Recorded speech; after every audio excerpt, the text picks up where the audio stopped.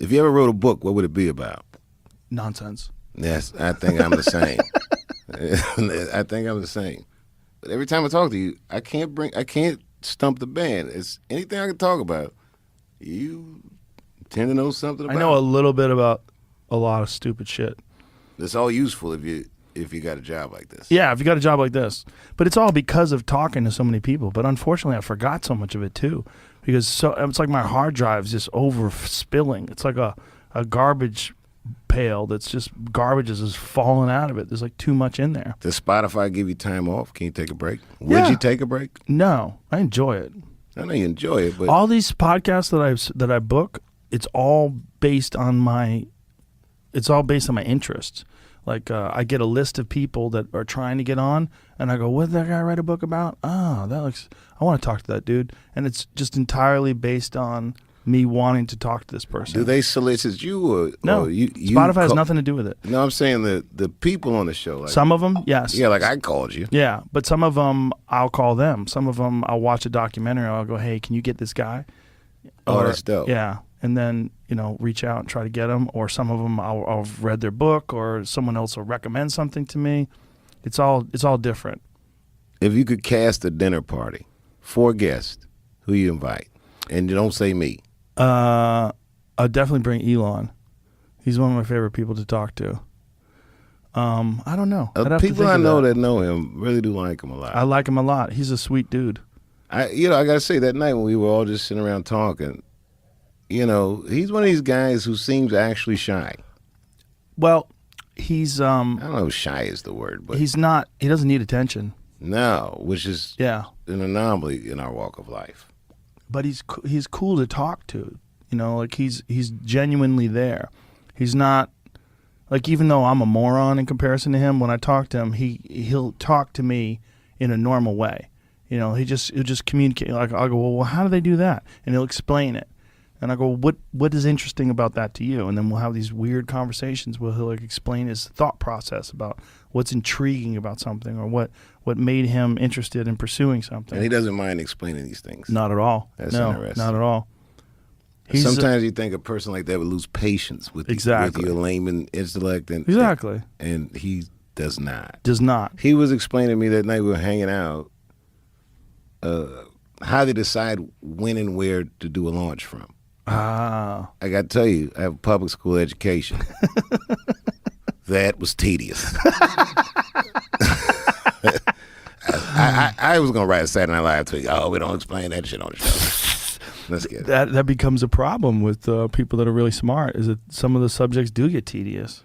Like I read in some article that Albert Einstein used to fuck a lot of bitches. Yeah, so did Richard Feynman. Yeah, that just made me laugh, like Einstein picking up girls at a bar. I think they were professors and girls threw themselves at them. I think it was like a celebrity thing. Yeah, he was a renowned academic. Marilyn Monroe had said she had a crush on him. And he had the crazy hair. I mean, he just looked like a character.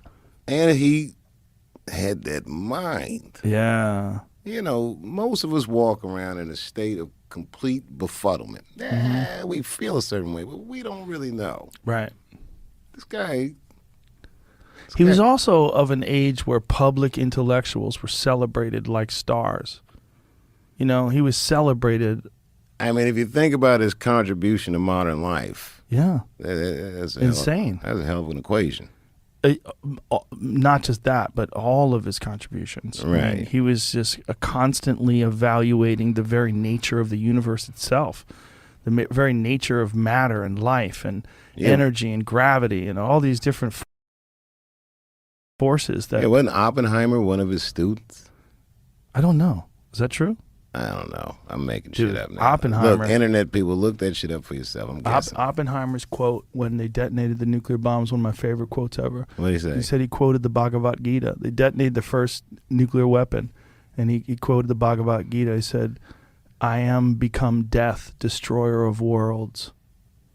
That's what he said after the first atomic bomb got detonated. There was a black guy named Earl Charles who was there when it happened, and he has a famous quote from that very moment. He said, "Shut the fuck up." What the fuck are you talking about? What the fuck is he talking about? I am become death, destroyer of worlds. Yeah. It's a wild thing to say when you just see a bomb detonate. But you imagine being there when the very first nuclear bomb gets detonated, and imagine it's from your mind. It's a bunch of other people working on it. The Manhattan Project had a lot of people working on it, but it was a lot of it was Oppenheimer. Oppenheimer was brilliant. There, look at that. Oppenheimer and Einstein. So right here, let's fuck the world up. Let's sit down and draw out some plans. Fuck the whole world up. Let's get man, genius. Yeah, Einstein looks exactly like my grandfather. Really? Oh yeah, like so close. It's terrifying. Take away the hair.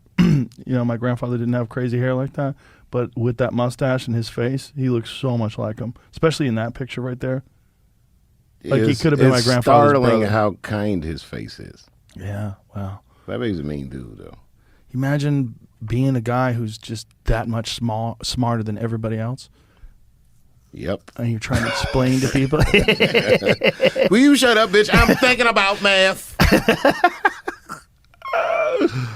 No, it seems like an island. Yeah.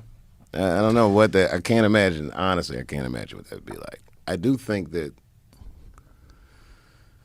I don't know. The shit that his mind conceived in his lifetime. Yeah.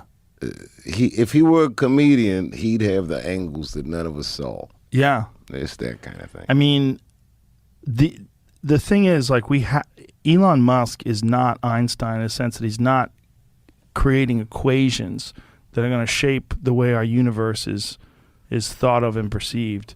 But what he is doing is creating these businesses and these articles of technology, whether it's Tesla or whether it's SpaceX, these rockets that they're designing. He's changing the potential of our future. Right. I mean, he's changed what it means to have an electric car.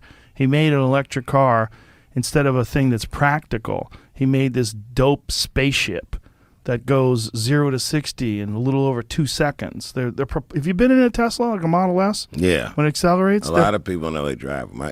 They're preposterous. It's amazing. The self-driving shit. It's weird because I feel like we live in the future. Yeah. And we used to watch the Jetsons and all this and Dick Tracy. Yeah. It's better than what they thought it would be. They didn't think of the internet. No. And the Jetsons didn't even have an iPhone. Right.